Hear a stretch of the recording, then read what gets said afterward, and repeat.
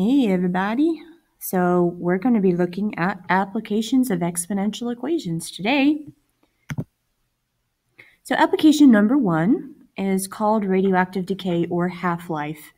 No, not the video game. So when you have a radioactive isotope of an element, and it doesn't even have to be an element that's radioactive usually. For instance, carbon-14, of course, we're all made of carbon in large part. And carbon on its own, normal carbon, carbon-12, is not radioactive, but carbon-14 is. It's called a radioactive isotope, and over time it decays into nitrogen-14. And it has something called a half-life, which means that every half-life, half of the amount of carbon-14 is still left over and has not decayed. So carbon-14 is what this means right here, has a half-life of about 5,700 years. Sometimes you'll see that figure as 5,730. This means that every 5,700 years, half of the remaining carbon-14 has decayed into nitrogen-14 compared to the previous half-life.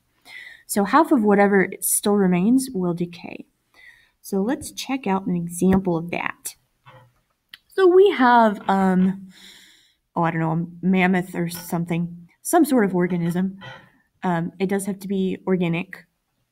When it died, it had 32 units of carbon-14, maybe 32 nanograms or something. It's going to be pretty small. And I've represented the 32 units here with these 32 bright cyan circles. And I've got my graph here, half-lives since death. So 0 half-lives. This is when it died. It had 32 units of carbon-14. So 5,700 years later, which is 1 half-life, 16 units of carbon-14 remain. So that is exactly half. In fact, you can compare the height on the graph.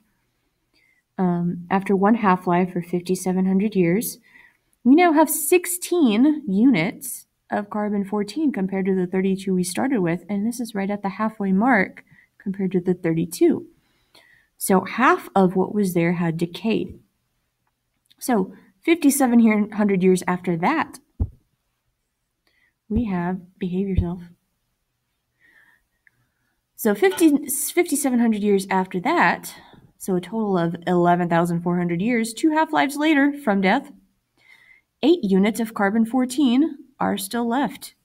So again, you can see right here, half of what had been there, so half of our previous 16 units have decayed into nitrogen-14. So every 5,700 years, or every half-life, you have half the amount left over.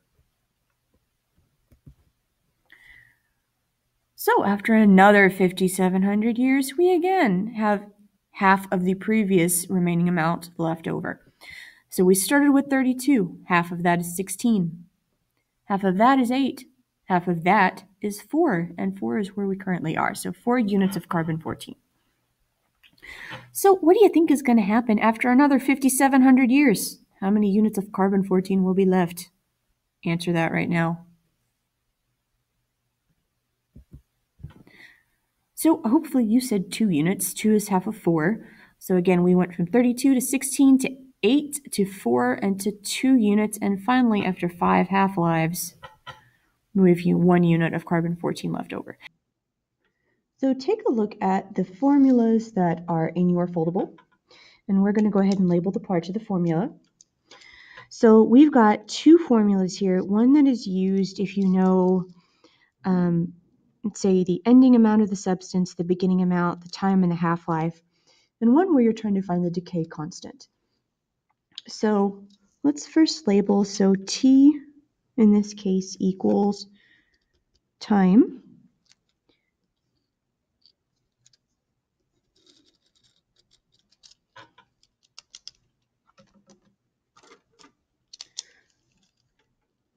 The amount of substance left after all that time is going to be your A.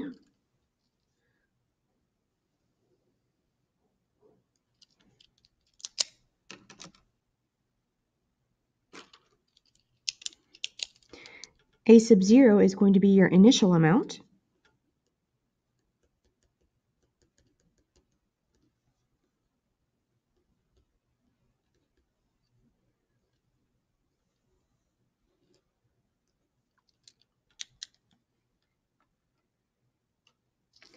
Now, both formulas each have one variable that is all their own. And in the first one, we have the h.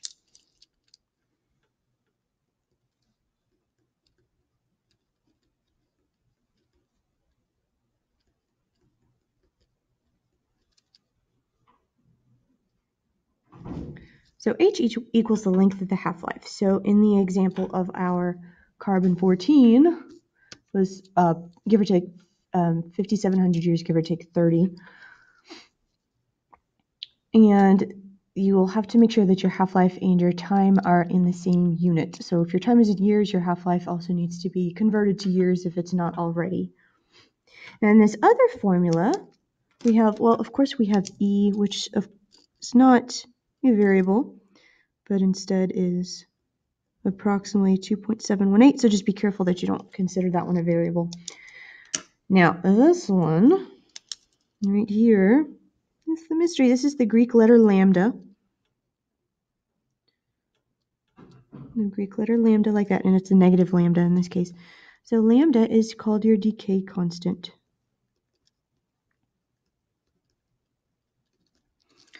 Which is something that physicists can use to kind of compare different radioactive substances and how long they take to decay. So we're going to try two examples, one with each formula, so you can see how they work.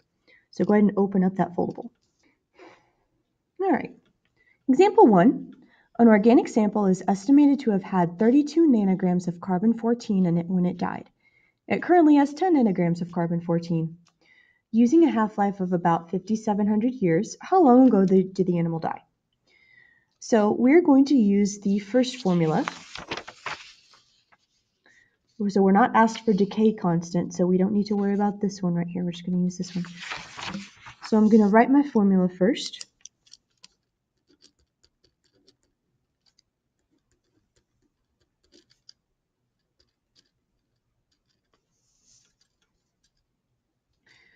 So now I need to figure out what part of the formula I know, what variables am I given, and then what do I need to find out. So I know that our sample, I don't know, mammoth skeleton or something, who knows, but it's got to be something that was once alive, is estimated to have had 32 nanograms of carbon-14 when it died. Now, here's a mistake that students make. Carbon-14, this is, the 14 is part of the name of this isotope of carbon. Okay, so normal carbon is carbon-12, and this isotope, which is radioactive, is carbon-14. 14 does not go anywhere in this equation. It's part of the name of this. So don't try to put 14 in there. We instead need to look at the amount. So 32 nanograms. So that's what we started with. So I'm going to put that here for A sub 0. And then it currently has 10 nanograms of carbon-14. So currently, right there for A. And then times 0.5. And to the power of T over H. Now, T is the amount of time that it's been since the animal died. And I don't know that. That's what I'm trying to find out. So you're going to leave your T there. But I do know the half-life. It was given to me, at least an estimate of it. So approximately 5,700 years. And now to solve this, I'm going to be using reverse Pemdas.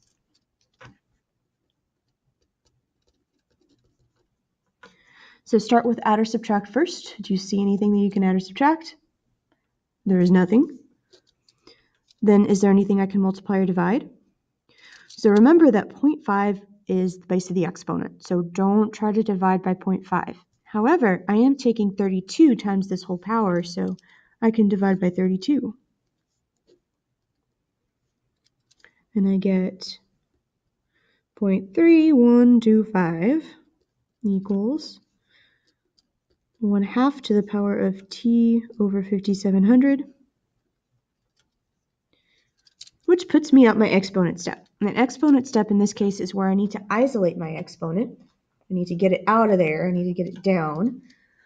So I'm going to use a logarithm. I'm going to put this in logarithmic form. So I have log base 0.5 of 0.3125 equals T over 5,700. Okay, now remember, this left side is just a number. It's really complicated looking, but it is just a number. So there's no variables here anymore. The only variable that we have is left on the right side of the equation. So we're good. So I'm going to go ahead and put that in my calculator and get an estimate.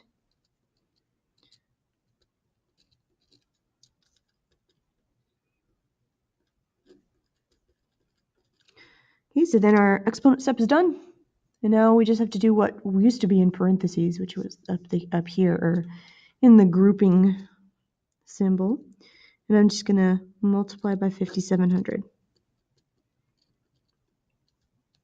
which gives me 9,565.01 equals t. So this animal has been dead about 9,565 years ago. That was when it died. Poor animal. Okay, so as long as you can get it set up with all your values in the right spots, then it's just a matter of reverse PEMDAS, and then you get your solution. So let's look at number 2. We're again working with carbon-14, which we're still using a half-life of about 5,700 years. Now I want the decay constant. So I'm going to look at that second formula, this one. And I'm going to start by writing it down. I'm going to switch pen colors just because I can, why not?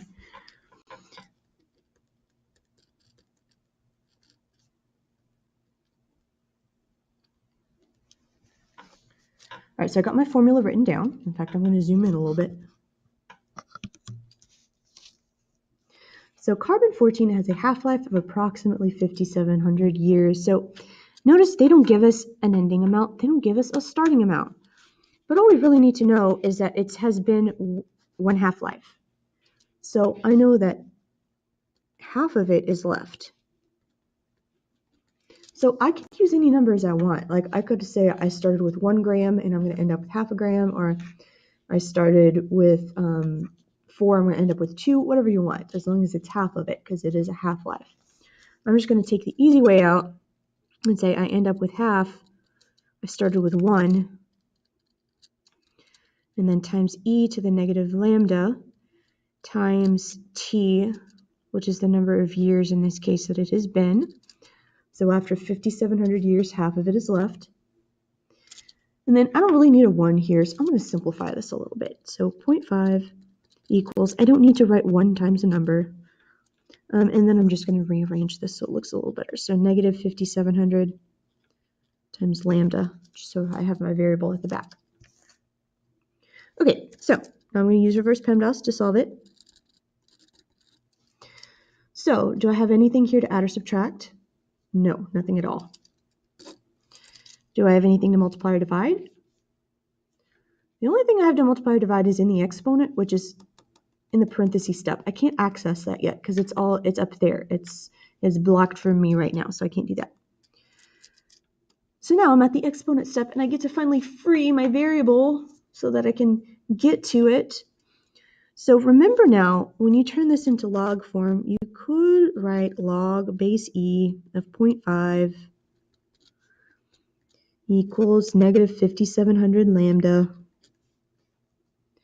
Or, remember there's a shortcut for this, so I'm actually going to do this in a different color. Remember log base e is the same as natural log ln.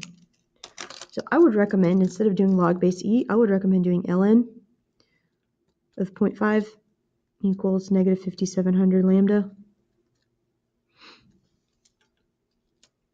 And I would recommend not doing that way. That's just extra button presses in your calculator, and nobody likes pressing buttons. So I'm going to go ahead and get an estimate for this. So natural log of 0.5, which is negative 0.693147, equals negative 5,700 lambda. And then, so I've done this. Now I'm just in my parentheses step, so I just need to divide by negative 5,700, and I'm done.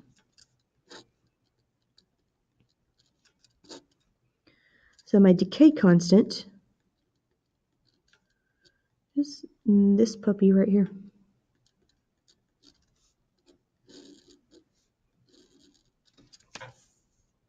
welcome back. So now we're going to look at our second application, which is compound interest. So when you invest money or borrow it, like say on a credit card, your money is going to earn interest, whether that's interest earned for you or interest earned for your bank. And for most investment and credit accounts, it's something called compound interest, which means interest builds upon interest. So it's not just your original amount that's earning money, it's all the interest that you've earned also earns its own interest. So it's a faster way of building wealth if you're the one investing, and it's a faster way to owe people more and more money if we're talking about a credit card. So it could be really good for you or it could be really bad for you, depending how you manage that money. So let's look at these two formulas that we have here. You'll notice one of them has our good friend E in it, and the other one doesn't. So A is going to be our ending balance.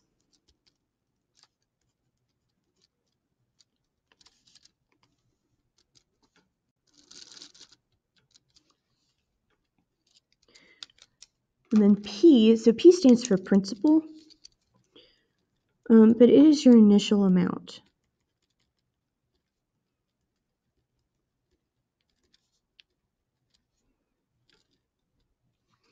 So P stands for principal, but that's your initial amount. And then you'll notice that both formulas also have an R in them. So R is for interest rate.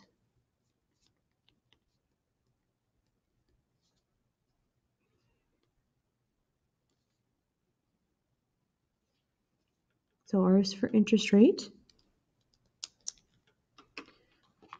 And the last thing they both have in common is T for time, and it's almost always going to be years. So T equals time in years.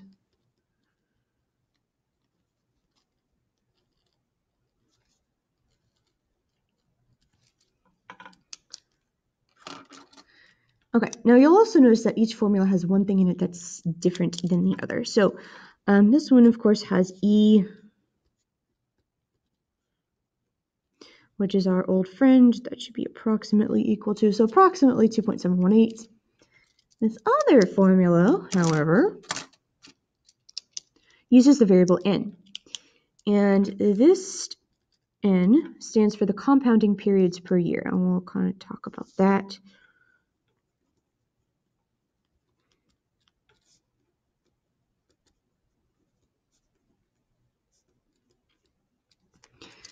Now note that n is twice in this formula, so you're going to have to use it both times, not just one time. And compounding means it's how often interest is calculated per year, basically. So if it's compounded quarterly, then every 3 months, then more interest is calculated on the account. Or if it's daily, then every day more interest is compounded or calculated onto the account. And the more often, the better it is if you're the one who's getting the money. Whereas if it's less often, then that's a little less good for the person getting the money. So we're going to look at a couple of examples of this as well. And the best possible scenario is continuous compounding. So that means new interest is constantly being calculated and added to the account. It's constantly building on itself. I don't personally know of any actual bank that does that, but hey, I could be wrong. Maybe there's one out there that does. Most banks do monthly or daily. Like the big banks, Chase, Bank of America, they tend to do monthly and daily. So it just depends on your bank. But let's look at example 1. So example 1, Jonathan puts $5,000 into a CD, so that means certificate of deposit. It's a type of investment, which earns 0.85% interest annually. His interest is compounded daily, so that means every day his bank or whoever he has the account with will figure out how much interest he earned that day and add it onto the account. How long will it take his account balance to reach $5,100? So since we're compounding daily, we're not compounding continuously, so we're going to be using this first formula. You only use this one if it says continuous compounding.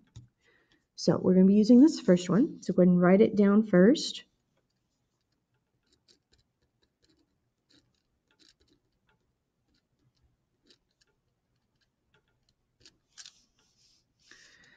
All right, so now we have to look through the problem and see what variables we have a value for and which ones we don't.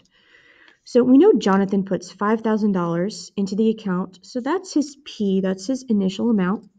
That's what he starts with. And we know he earns 0.85% interest annually. I don't know why I can't say that number today. Now, this does need to be written as a decimal, not as a percent. So that means we need to take our percent and either divide it by 100 or move that decimal point twice. So your R is going to be 0.0085. So be really careful that you don't put the number just the way it is. You have to convert it into decimal format. And his interest is compounded daily, so compounding periods per year is your n value. So you have to think how many days per year. Most years it's 365, so n equals 365. And finally, we want to know how long it will take. So how long will it take? So that's going to be our T for his account balance to reach $5,100, and that is your ending balance. So we know we're going to be looking for T, which is in the exponent, and we have everything else. So let's go ahead and plug these numbers into our formula.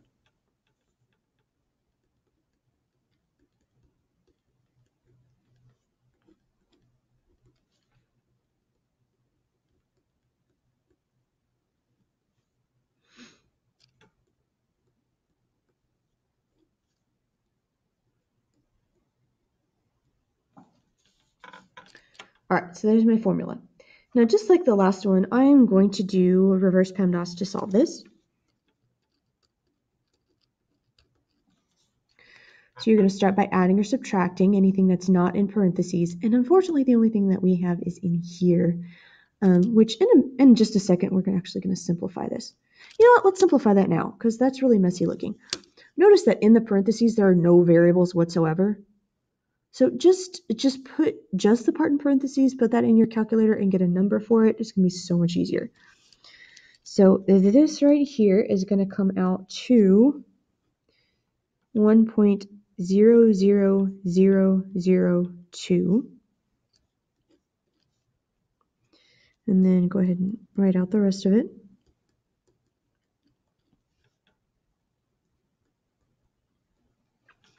Okay, so that's a lot better looking. So now the base of my exponent is 1.00002. And I still have nothing to add or subtract, so I'm going to try to multiply or divide, and I sure can divide by 5,000. No room.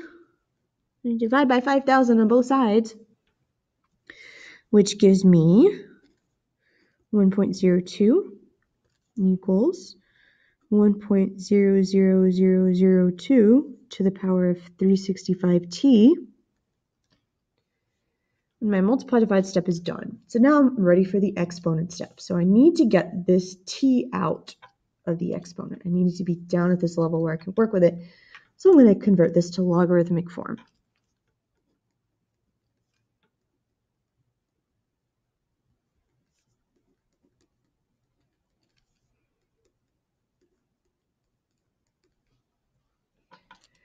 And as usual, this right here, as messy as it looks, is just a number. So go ahead and put that in the calculator and get an estimate for it.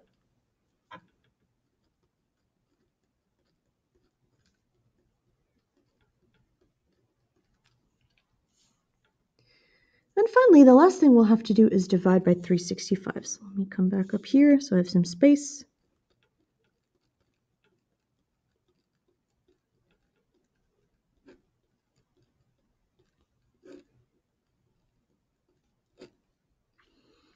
And I get that t is approximately 2.713 years. It's about 2 years and between 8 and 9 months for his interest to amount to the point that his account balance is about $5,100.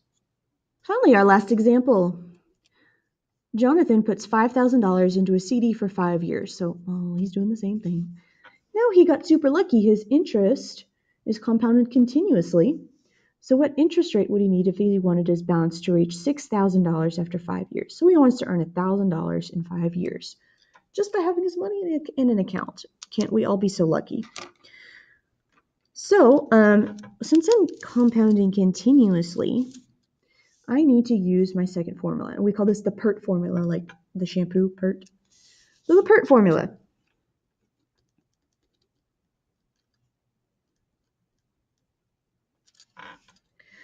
All right, and again, we have to figure out what we know from this problem. So he puts $5,000 into the account. That's your p-value. It's your starting amount. For 5 years, so there's t. And he's compounding continuously. That's what the E is for. Then it says what interest rate? So we know we're going to find R. We don't know what R is. And he wants his balance to be $6,000. So that's your A value. So now I'm going to go ahead and plug these values into my formula.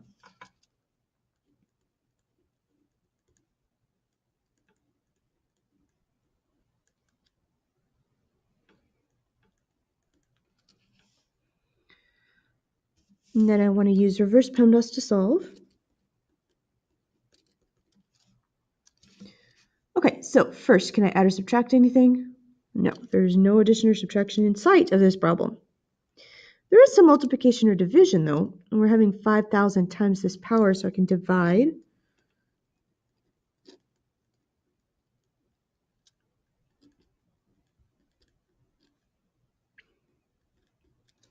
And I did go ahead and write r times 5 as 5r. All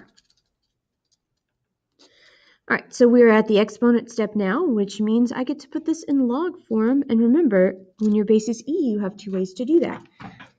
You could say log base e of 1.2 equals 5r.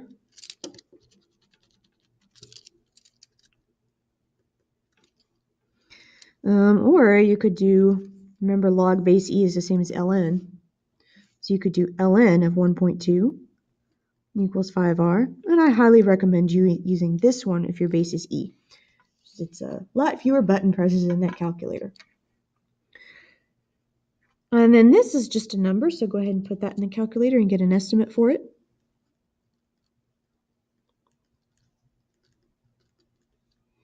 And finally, just divide by 5.